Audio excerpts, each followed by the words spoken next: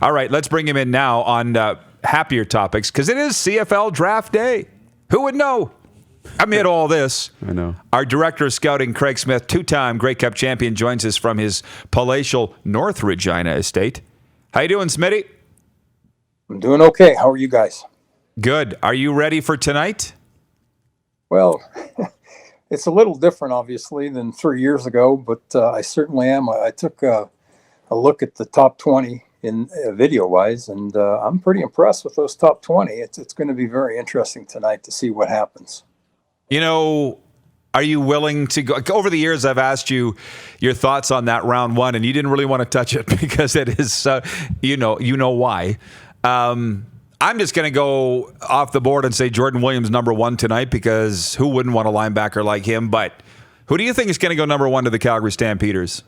I think that's a possibility. You know, if they might want to do what they did when they got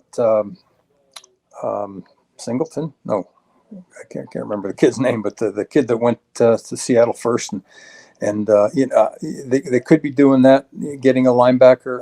The kid has loads of athleticism. I watched his film. He made plays. Thing about him is he's been out a year, and that kind of concerns me. The other guy that I was thinking with regards to the Stampeders taking first is a kid that played wide receiver at Virginia, Dijon Brissett. I looked at his highlight, and I was very impressed. Now, he had an injury in 2018, got a medical red shirt, went to Virginia, and I think, the highlight that I saw with him at Virginia was pretty darn good. He returns kicks, he returns punts. He's not a blazer, but, like a 4.6, maybe a mid 4.6, but the kid using that waggle, I think he'd be an ideal slot back. And, they've lost a couple kids. They Brescosin, and there was another kid that they lost as well. So, that's a possibility. So it'll be interesting to see what Calgary does. Calgary's got such a great staff with Huff and Brendan Mahoney, and now Dwayne Cameron, who's there. They're obviously, like across the CFL, they're going to be doing their work. And, they do a darn good job in Calgary. Guys, as we roll, can you flag these comments? One from Leo Ezrins. I want to mention that later on about Saskatchewan and the money of the franchise, and Nelson has his here. We'll get to the financial thing in a second. And just very, very quickly to John, BC has 2 picks in the first 2 rounds, 3 in the first 3. They pick third in each of the first 3 rounds. Right, so questions are coming in, Smitty, as we roll. So actually, that reminds me, Tanner in White City has a question for you. He says, who is eligible for the CFL draft? 5th-year players only. How old are they? Do you want to talk about the eligibility of Canadian players tonight? Well, I'm not on top of that big time, but I know your 4th year, because a lot of times what guys can do is they get drafted. They can come to the CFL and they can go back for their 5th year. So it's not just 5th-year guys. There's a formula or whatever you want to do, and I can't regurgitate that from the CFL. But 4th-year guys are now in the States. It's different. They're 4-year guys. They're done. It used to be where you could take a red shirt and he could still play, and I thought that was so ridiculous. I'm talking about in the States. So now it's just okay. You play your 4 years in the States, and then you're draft eligible. But in Canada, because they allow 5 years, they can come out and get drafted in their 4th year. Yeah, so 4th and 5th year players tonight in this story. I hope the CFL never changes this. You remember, well, you weren't with us, but 2007 with the Riders, Rob Bagg went undrafted. Riders brought him into camp as an undrafted free agent. He made the team and then went back to Queens, and Ken Austin fell off his chair when Bagger told him that he was going back to Queens. But Yeah, exactly. It's great. Well, Bagg's one of the best that I've seen right across. And has a mind of his own. Anyways, I wanted to talk about this earlier. I didn't get to it. What will you be watching tonight? And Darren, I want you to think of yours. Mine will be where Nathan Rourke goes, the Canadian quarterback. Smitty, I'm going to get your take on that. Passed over by the NFL on the weekend, despite pretty good NCAA stats out of Ohio, better than Tony Romo's college stats. So I'm interested to see where he goes. And, of course, Jordan Williams, too, who I'm thinking and kind of hoping that he goes number 1 overall just for the status. He's good enough. He seems like a good enough kid. But what do you think Rourke's status this week did for him in the CFL draft tonight? Well, he's going to go, but you know what CFL teams are like, and taking quarterbacks, Canadian quarterbacks. Again, that is definitely a very interesting topic for tonight. You know, where's he going to go? Who's going to take him? You know, arm strength. I wonder about the arm strength. Unbelievable. He's excellent as far as an athlete is concerned. You know, he made plays. He did some very good things. Somebody's going to take him. I don't know how high, but somebody's definitely going to take him. What are you going to be watching tonight, Darren? Anything specific? Yeah, I mean, Craig, I know we talked about Claypool and Gallimore. You know, the CFL's always had them ranked high. I don't know that anybody's going to take a flyer. Do you think somebody does late at all? I think there's a possibility, but to be honest, I don't think that those guys are going to be seen in this Canadian Football League. But hey, I'm a guy that I said you never say never. You just never know. And somebody down in the 7th, 6th, who knows? You know, they can certainly take a flyer and you know, and see what happens. And that's the interesting thing about the draft is, you know, there's 6 kids that were signed down in the CFL. Now, what's going to happen with some of those kids? I'm real high on Carter O'Donnell, the Alberta offensive tackle. I think he's very, very special, and I would definitely take a flyer on him. I don't know if he's ever going to come to the CFL. Who knows? But you know, I would try. You know, you get a really good tackle like him, I think it would be excellent. Some of those other kids, you know, Decoy, he was a real speedy guy. He had some injuries, though, which is a concern. But, boy, I tell you, you know, the NFL, they love that speed, so they're going to take a look at him. He's going to see what's going to happen with regards to that. You know, so, again, you know, it's going to be very interesting to see what happens tonight. Yeah, O'Donnell maybe following in Shepley's, you know, footsteps a little bit. Maybe he comes back. I don't know. He's a really big prospect. But Adam Sinagra, do you think that anybody takes a flyer and drafts Adam Sinagra tonight? Yeah, I think they might. You know, I was looking at some film last night of him playing the U of S in the. Is that the 600-yard game?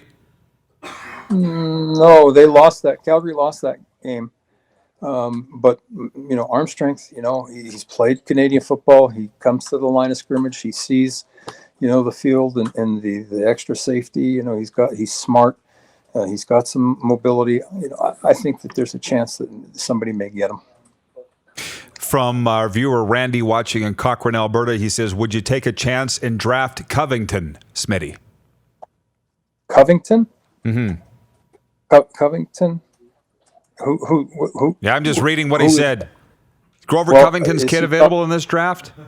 No, he was taken. He's been in the NFL for a while. So I believe somebody took him a few years back. And it's funny, I went to Rice and I saw him as a freshman. Wilson, the tight end, Luke Wilson, was there, and Kathy and I actually got to meet Wilson at that time. But Covington was there, and we saw him, and he's a good player. He's been in the NFL, so he won't get drafted tonight. Chris Cooper, watching in Mississippi, says, or no, he's in Toronto, sorry. He says it would be nice to keep Matlin Riley in green and white, would provide depth on the O-line, and always nice to see Saskatchewan-born players on the team. It was a good article from Murray McCormick in the Leader Post this morning about the Rough Riders not really having real positions of need. They did well at receiver last year. They did well at linebacker. The O-line, Smitty, although great, is getting a little old. Is that a position you think they might look at tonight?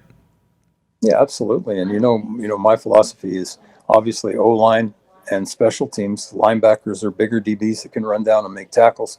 And I kind of like those two offensive linemen. That the guys that I watched was the Becker from University of Regina, and then the Matlin.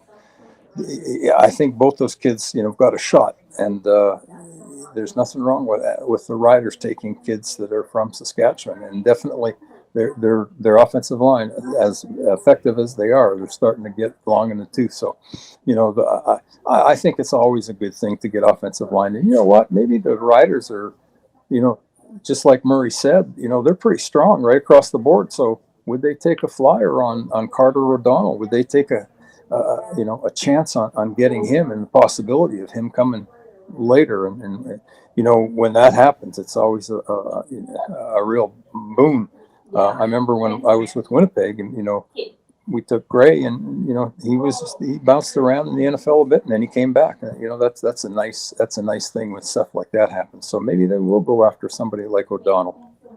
Craig, lastly, it's been a wild, very fun 10 days in football with the NFL draft, the fallout of it, and now the CFL draft. And now the pundits are saying after this, it could be a drop-off, like no football on the radar.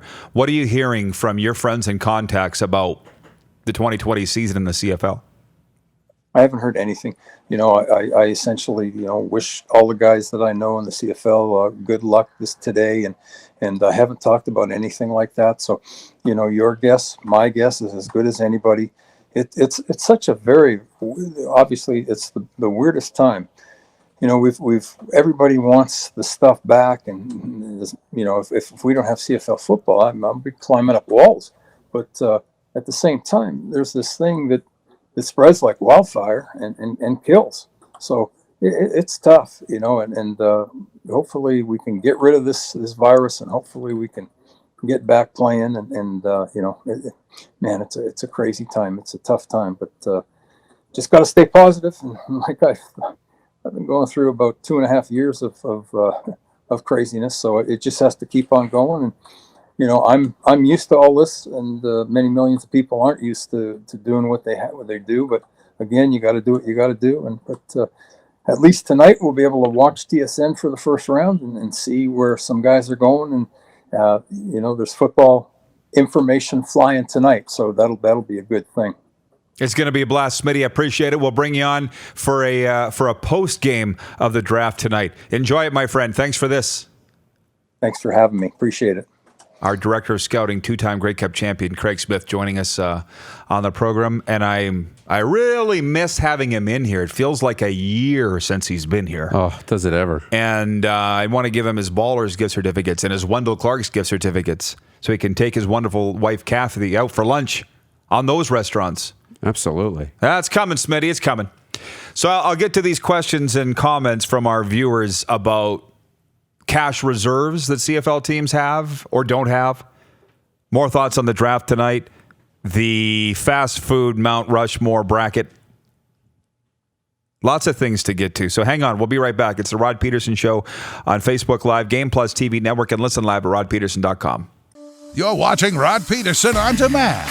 For more of The Rod Pedersen Show, visit rodpedersen.com or follow Rod Pedersen on social media.